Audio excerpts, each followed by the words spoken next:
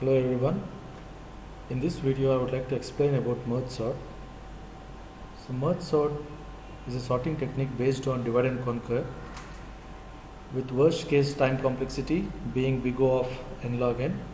Is one of the most respected algorithms, and merge sort first divides the array into equal halves and then combines them in a sorted manner.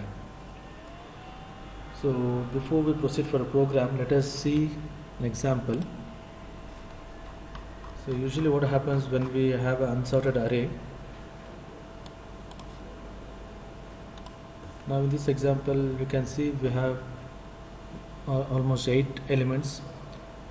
Now when we run merge sort algorithm, we have two functions. One is to divide the given set of algorithms into two halves, and it will be done recursively until we reach size 1. So here you can see now entire element will be divided into two halves, and it will be keep on dividing until we reach the size as 1. Similarly, the right subarray will be taken and that will be divided, and once we reach a single element, then we call merge. Means we have two functions like I told you. One function is to divide and one more, that is merge, which is used to combine the result. So you can see here now, once we are done with the left subarray, then we will be calling right subarray, and similarly this will be further divided and then that will be sorted. And at last, when we have these two halves, you can see in this animation now, when you consider you have left subarray and right subarray, now there is two different set of elements, that is array A and array B. Now final merge happens between these two by considering 2 points, like pointer I is taken to point array A and pointer J will be taken which will be pointing to array B. Now what we do, we will combine these two arrays only after comparing. So you can see here now initially we will look up the first values in each array. So we'll consider 2 and 1, which is, that is A of 0 and B of 0, and whichever is smaller that will be copied to the final array, that is C. And once we copy this, then we have to increment J pointer and also the K pointer. K pointer is pointing to the final array C. Now similarly we will be comparing A of 0 with B of 1, whichever will be the smaller that will be copied to the final array. So like this we will be comparing each element, and whichever is smaller that will be copied to your final array. So this happens in function merge. So please remember, when you have left subarray and right subarray, at a time we will consider two elements that will be compared, and whichever is smaller that will be copied to the final array. And please remember, from which array you are copying an element, that pointer has to be incremented along with your final array, that is C, because C is the array where you are storing your final values. So like this, once we compare all the elements in an array, and that will be sorted in C. But now you need to understand one more condition. Imagine now you are copying all the elements, and you have done you copied all the elements which is there in A, and in that case if some more elements are remaining in B, that has to be copied straight away to the final array. Similarly, if you are done with all the elements from B, if some more elements left over in A, that has to be copied. So these three conditions you have to remember when you are writing a program. So in this way final merge is happening each time. So now 57 is compared with 25. Since 25 is smaller, we are copying 25, and now the pointer from array B, that has to be incremented so that I can pick up the next element. So now 90 and 57 is compared. Since 57 is smaller, 57 will be copied to the final array, and now you can see that we don't have elements in E. As all the data of the list is exhausted, then remaining elements of the list B are copied as it is to the C. Right? So now we'll see the code.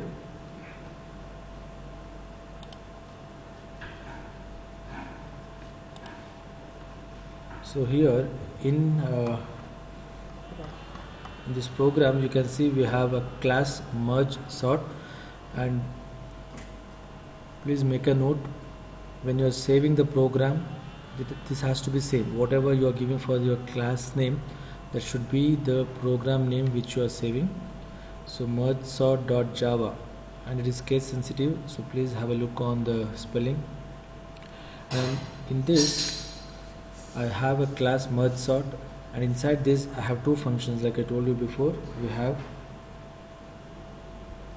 public static void merge. This merge will help us to compare and finalize our answer. And there is one more function, that is merge sort. Merge sort is used to divide the given array. So we'll start from main. So in main, with the help of scanner, I'll be taking the number of elements. So here in the question he has asked us to take n greater than 5000. So we'll see the problem statement. So here you can see in your syllabus he has given sort a given set of n integer elements using merge sort method and compute its time complexity, and run the program for varied values of n greater than 5000 and record the time taken to sort, and also you need to plot a graph of time taken versus n in the graph sheet, and the elements can be read from a file or it can be generated using a random number generator, and is asking us to demonstrate using Java. And since merge sort is under divide and conquer technique, we'll be using the same in our program. So here once we take the size that is stored in A, now I'm creating two arrays A and B. So this particular line is helping us to declare arrays. So I'm declaring A and B. Now I'm taking a random function, because since our input is more than 5000, I can't keep on adding the elements to our list. So I'm using a random function. So this will help us to generate random number of numbers. So all the numbers will be stored in A of I. Soon after we have the elements in our array, then I'll be starting the clock, right? Because I need to calculate the time taken, because our aim is to identify the time efficiency. So for that we will be starting a clock. So long start is equal to system.current time millis. So this function will help us to know the time taken. So soon after you start the clock, I am calling merge sort. And I told you for merge sort we are passing three parameters: the array and the initial position and the last position of the array. So these three parameters are passed to your merge sort. And in merge sort, now we will check a condition. If low is greater than high, return, because it says there is no more elements to divide. So other than that, see, if this condition is false, then we'll enter here, we'll identify the mid. So low plus high by 2. Whatever array we have, that will be divided into two halves, and we will be passing half of the array. So A, low and mid. So this will be passed to merge sort. So I am calling twice. So you can see here, first half is passed here and the second half is passed here, and this will be called recursively until we end up with a size n, size 1. So if your size is n, that will be called recursively until we reach the size 1, and at last we will be calling merge. So merge sort, what is happening? I am passing A and I am passing low and mid. So mid we came to know. In this example you can have a look. If my array is of size 8, now half of the elements, because I am finding the mid. So once I find the mid, then it will be divided as 4 and 4. Now half is called here, that is A. So you can check here, the first half we are calling, that is A low, that is the first pointer until mid. Similarly A mid plus 1 and high for the second half. So this will be called recursively until we reach a size is equal to 1. And now what happens in merge? So here you can have a look. Once I pass all the elements, now I am taking 2 pointers, I, which is indicating or which is locating at the first position, that is which is equal to low, and I have one more pointer j, which is pointing to the second half, that is j is equal to mid plus 1, and I have taken k is equal to low, that is this k is used to point the final array C.